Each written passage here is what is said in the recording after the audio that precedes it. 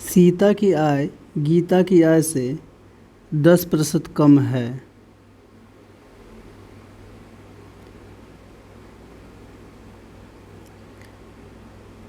गीता का आय अगर 100 यूनिट हो तो सीता का आय 90 होगा। जब हम गीता से तुलना कर रहे हैं सीता का,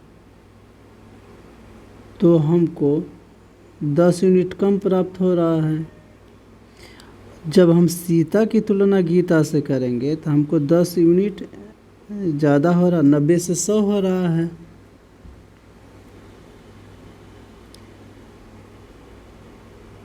तो अधिक या कम प्रतिशत निकालने के लिए, या 90 से 100 अधिक हो रहा है तो अधिक प्रतिशत हम निकालते हैं तो कितना का वृद्धि होता है बटे जो उसका प्रारंभिक मूल्य होता है या प्रारंभिक मान होता है गुणे 100।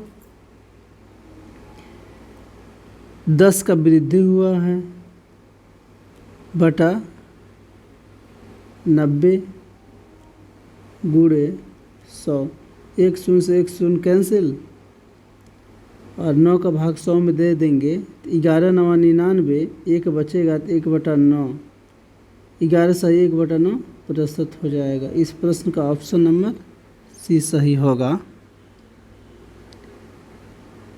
आप दूसरा तरीका देखिए। आप 10% दिया हुआ है, 10% का फ्रैक्शन निकालिएगा, 1/10 होगा। जब गीता का आय 10 होगा तो सीता का आय 10% कम है, तो 10% आपको 1 यूनिट को शो करता है, तो सीता का आय 9 यूनिट होगा। 9 से गीता का आय 1 यूनिट की वृद्धि हो रहा है, जो आवश्यक प्रतिशत होगा 1 यूनिट वृद्धि वाला, और जो 9 यूनिट सीता का है गुणे 100। तो आपका परसेंटेज आ जाएगा 11 सही 1/9। इस प्रश्न का ऑप्शन नंबर सी सही होगा। अगला प्रश्न देखिए।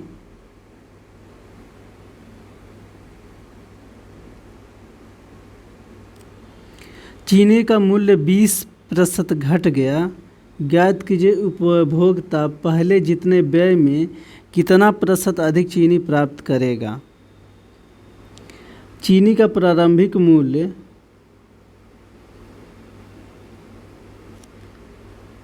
100 रहा होगा, तो घटने पे मूल्य कितना हो जाएगा?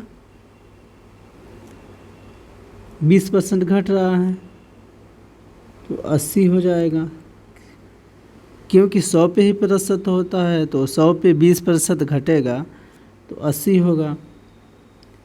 अब कह रहा है कि पहले जितना खर्च कर रहा था, मूल्य घटने पर वह कितना अधिक चीनी प्राप्त करेगा। तो आप मान लीजिए तो उस व्यक्ति के पास 800 रुपया रहा होगा, तो पहले 100 रुपया के हिसाब से 800 में वह व्यक्ति 8 केजी चीनी पा रहा होगा। जब 80 रुपये के हिसाब से 800 में चीनी खरीदने जाएगा तो उसको 10 केजी मिलेगा।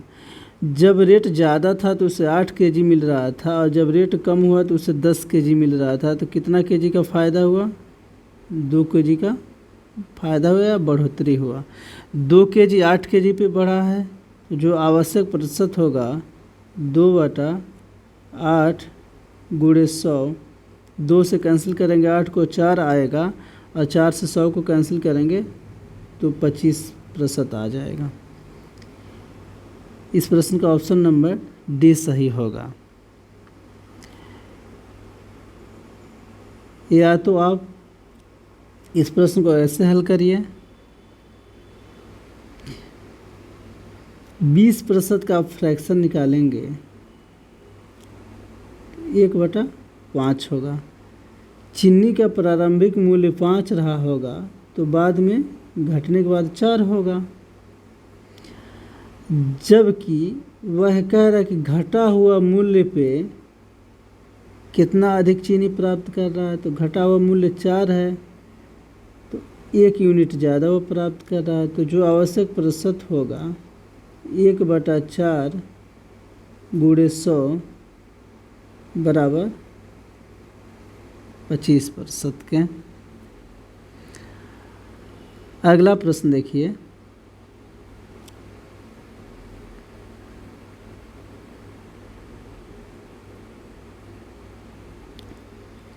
एक पुस्तक का अंकित मूल्य क्रय मूल्य से 20% कम है। अगर क्रय मूल्य 100 है तो अंकित मूल्य कितना हो जाएगा? तो आप कहेंगे 20% कम हो रहा है, 100 पे प्रतिशत लगता है, तो जब क्रय मूल्य 100 है तो अंकित मूल्य 80 हो जाएगा। अब कह रहा है प्रश्न में कि बताइए उसे कितने प्रतिशत अधिक में बेचा जाए कि न लाभ हो न हानि हो। तो वह खरीद रहा है 100 में, अगर 100 में ही बेचा जाए तो उसको न लाभ होगा न हानि होगा। तो अंकित मूल्य 80 है, तो कितना ज़्यादा में बेचा जा रहा है? 20 यूनिट ज़्यादा में बेचा जा रहा है। तो आवश्यक प्रतिशत होगा वृद्धि बटा किस पे? 80 पे गुणे 100। 20 से कैंसिल करेंगे 80 को 4 बार जाएगा, 4 से 100 को कैंसिल करेंगे 25% हो जाएगा। इस प्रश्न का ऑप्शन नंबर सी सही होगा। इसको आप फ्रैक्शन मेथड से सॉल्व करिए तो आप 20% का फ्रैक्शन निकालिएगा, 1/5 होगा। तो उस पुस्तक का क्रय मूल्य 5 होगा, तो अंकित कितना में हुआ होगा? 4, क्योंकि 20% 1 को 100 करता है, 1 यूनिट कम हो जाएगा 5 में से, तो 4 अंकित होगा। जबकि उसको लाभ और हानि नहीं चाहिए तो क्रय मूल्य पे ही बिकेगा। तो अंकित मूल्य से कितना अधिक? 1 यूनिट की अधिकता है, तो आवश्यक प्रतिशत 1/4 गुणे 100। 4 से कैंसिल आउट करेंगे 25 आएगा, 25% हो जाएगा। इस प्रश्न का ऑप्शन नंबर सी ही सही होगा। अगला प्रश्न देखिए,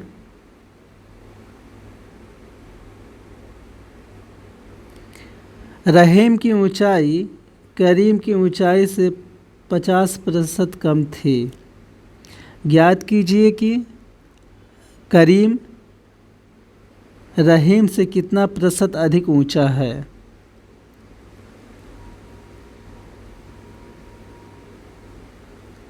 रहीम करीम करीम की ऊंचाई से 50% कम है। करीम 100 होगा, 50% कम कहने 100 पे ही प्रतिशत होता है, तो रहीम 50 ही रहेगा। जब हम करीम से तुलना कर रहे हैं तो 50 कम है, जब रहीम से हम तुलना करेंगे तो 50 अधिक होगा। तो आवश्यक प्रतिशत जितना यूनिट का अधिक होता है और जो प्रारंभिक मूल्य रहता है, प्रारंभिक मान होता है 50 और गुणे 100 कर देते हैं। 50 से 50 कैंसिल बराबर 100%।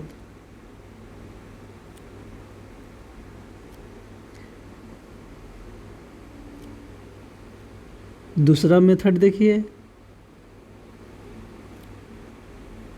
50% का फ्रैक्शन होगा 1/2।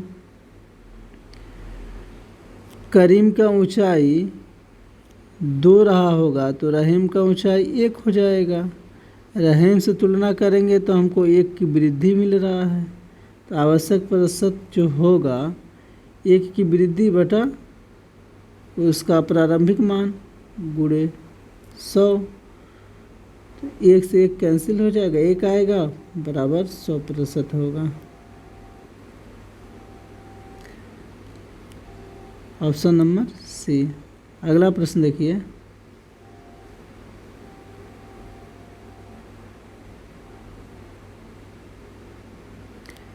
दो राशियों के गुणनफल में एक राशि 30% कम हो गई, दूसरी राशि को कितने प्रतिशत बढ़ाया जाए कि गुणनफल शुद्ध शुद्ध प्राप्त हो।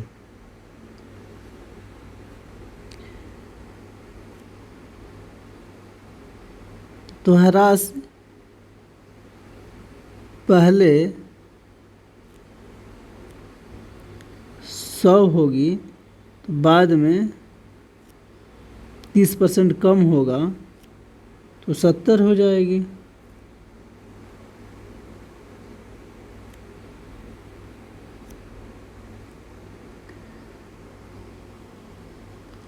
जब हम पहले राशि से तुलना करते हैं तो हमको 30% कम मिलता है, जब हम बाद में उसको तुलना करेंगे तो हमको 30 यूनिट ज़्यादा मिलेगा। 30 यूनिट 70 पे हो रहा है, जो आवश्यक प्रतिशत होगा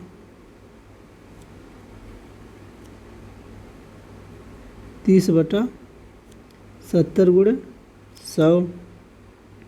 1 शून्य से 1 शून्य कैंसिल, ऊपर हो जाएगा 300/7, भाग देंगे 7 चौको 28, 2 20, 7 दूना 14, 6 से 6/7, 42 सही 6/7। इस प्रश्न का ऑप्शन नंबर ए सही होगा। दूसरा तरीका देखिए फ्रैक्शन मेथड से। 30% का फ्रैक्शन होगा तो आप कहिएगा कि 3/10 होगा।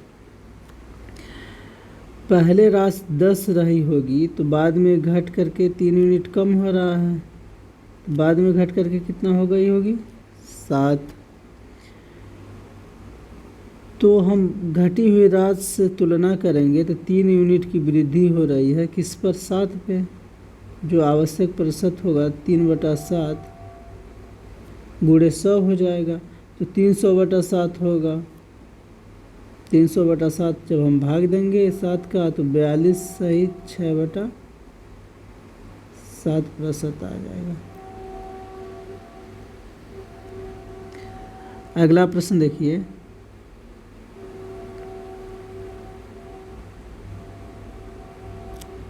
राम की आय श्याम की आय से 20% अधिक है।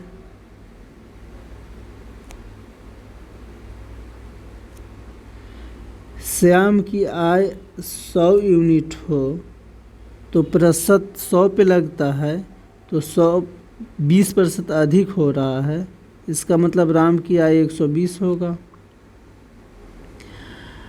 जबकि पूछ रहा है प्रश्न में कि राम की आय से श्याम की आय कितना प्रतिशत कम है, तो राम की आय से हम तुलना करेंगे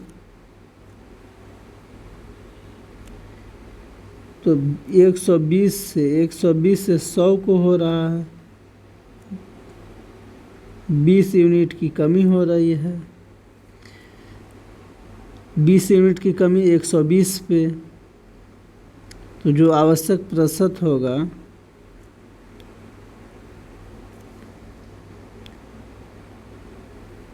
20/120 गुणे 100। 20 से 120 को कैंसिल करेंगे 6 आएगा, 6 से 100 को कैंसिल करेंगे तो 6 का 6, 4 40, 6 के 36, 4/6 यानी कि 2/3।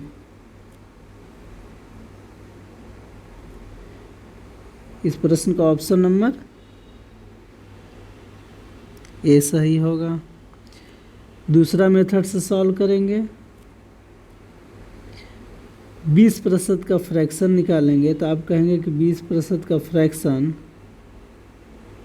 1/5 होता है,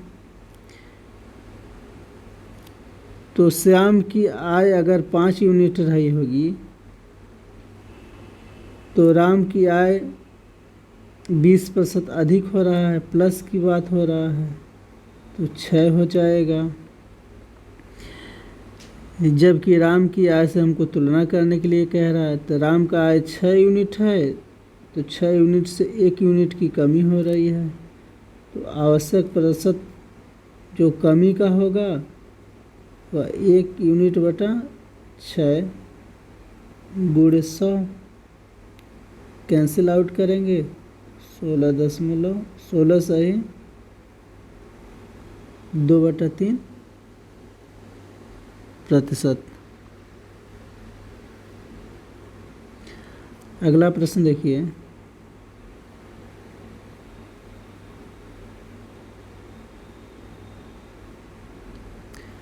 खाद्य सामग्री का मूल्य 10% बढ़ गया। प्रारंभिक मूल्य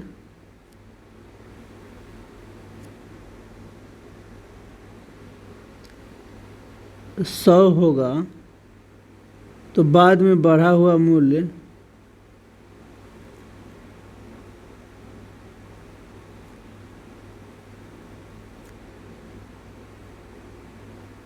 110 होगा।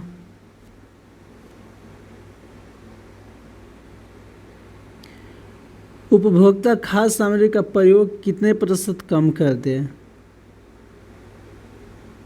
कि उसका खर्च न बढ़े? तो हमको बढ़े हुए मूल्य पर तुलना कर रहा है, तो कितना कम करेगा? तो 110 से 10 यूनिट की कमी कर देगा।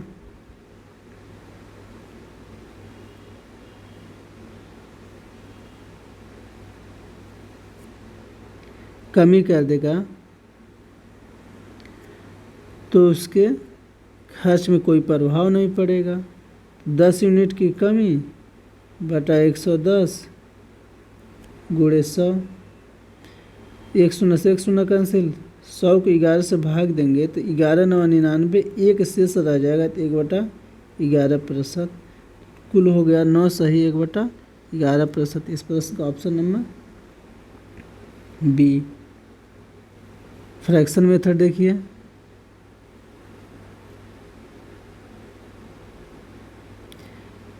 दस प्रतिशत का हम फ्रैक्शन निकालेंगे, आएगा 1/10। प्रारंभ में वह मूल्य अगर 10 रहा होगा तो 10% बढ़ने पे 11 हो जाएगा। 11 बेस पे हम तुलना करेंगे, 1 यूनिट की कमी हो रही है। प्रतिशत में कमी जो होगा 1/11 गुणे 100, 11 से कैंसिल करेंगे 100 को, तो 11 9 99, 9 से 1/11% आ जाएगा। अगला प्रश्न देखिए,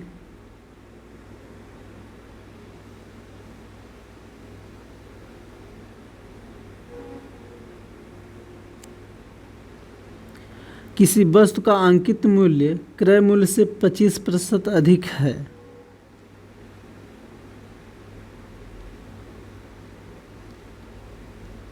क्रय मूल्य से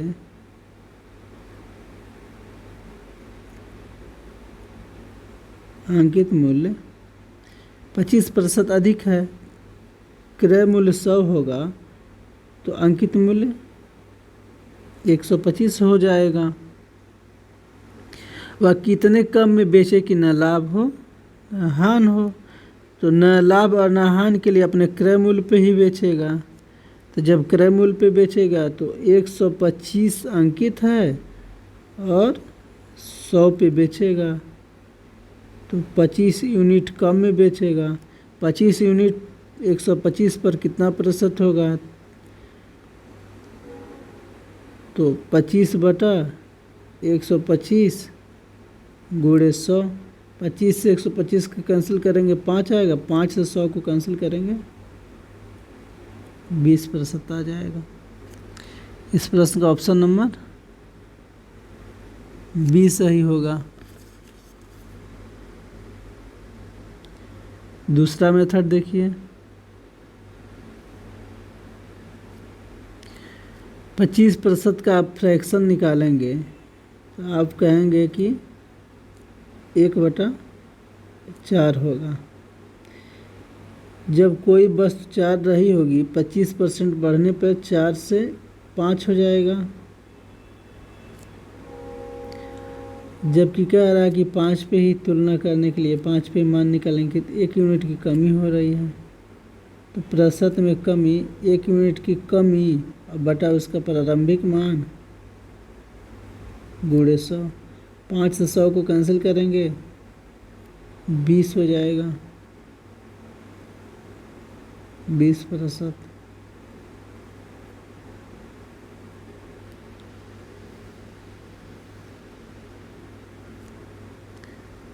अगला प्रश्न देखिए,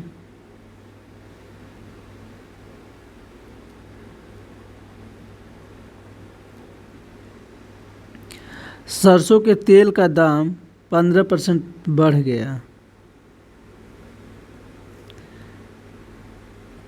तो कितने प्रतिशत कम होने पर दुकानदार के लाभ हानि पे कोई असर नहीं होगा। तो सरसों के तेल का जो प्रारंभिक दाम था, प्रारंभिक मूल्य 100 था, बढ़ा हुआ मूल्य 15% बढ़ेगा 100 पे तो 115 हो जाएगा। वह बिक्री अपने प्रारंभिक मूल्य पे ही करेगा, 100 पे ही करेगा, तो उसको न लाभ होगा न हानि होगा। तो बढ़ा हुआ मूल्य है 115, जबकि कितना कम में बेच रहा है, 15 यूनिट की कम में बेच रहा है। तो प्रतिशत में जो कमी होगा, कितना यूनिट कम हो रहा है, तो 15 यूनिट बटा 115 गुणे 100।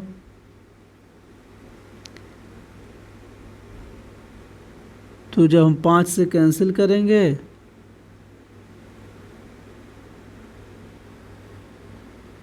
तीन आ जाएगा, इसको 5 से कैंसिल करेंगे 5 दूना 10 और 5 तिहाई 15, 300/23 आ जाएगा। जब हम 23 का भाग देंगे तो 23 से का 23, 70, 23 तिहाई 69, 1 बच गया, 1/23। तो इस प्रश्न का ऑप्शन नंबर 20 सही होगा, 13 सही, 1/23। इस प्रश्न को आप फ्रैक्शन मेथड से सॉल्व करिएगा तो 15% का फ्रैक्शन निकालिएगा, 3/20 होगा। कोई राशि शुरू में 20 रही होगी तो बाद में बढ़ने पर 23 हो जाएगा। अब कह रहा है कि बढ़ी हुई रेट पे वह कितना प्रतिशत कम कर दे कि उसको लाभ हानि ना हो। तो हम देख रहे हैं 3 यूनिट एक्सेस से ज़्यादा है, तो 3 यूनिट की कमी करके वो दुकानदार बिक्री करेगा तो उसको लाभ हानि का असर नहीं होगा, जो आवश्यक प्रतिशत हो जाएगा। मान में कमी बटा कुल मान गुणे 100, 3 गुणे 100 बराबर 300, और 300 में 23 का भाग देंगे, 23 से का 23, 7 बचेगा, 70 हो जाएगा, 23 से 69 हो जाएगा, 1/23%। तो इस प्रश्न का ऑप्शन नंबर बी ही होगा। अगला प्रश्न देखिए,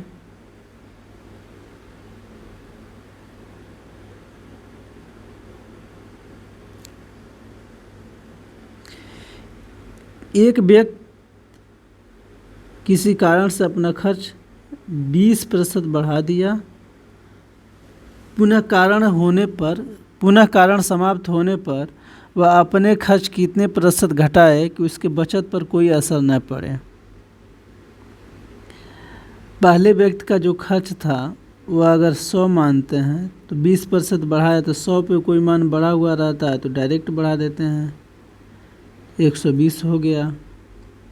कारण समाप्त हो गया तो कितना खर्च घटाएगा, 120 से कितना घटाएगा, 20 यूनिट घटाएगा। अगर यह 100 पे घटाता तो हम सीधा कह देते कि 20% था, लेकिन 120 पे 20 घटा रहा है तो जो घटा हुआ प्रतिशत हम निकालते हैं तो घटा हुआ मान और जिस मान पे घटाते हैं 120 गुणे 100, 20 से 120 को कैंसिल आउट करेंगे तो 6 होगा, 6 से 100 को कैंसिल आउट करेंगे तो 6 का 6, 4 40, 6 6 के 36, 4/6 होगा तो 2 से कैंसिल होगा तो 2/3 आ जाएगा। इस प्रश्न का ऑप्शन नंबर ए सही होगा।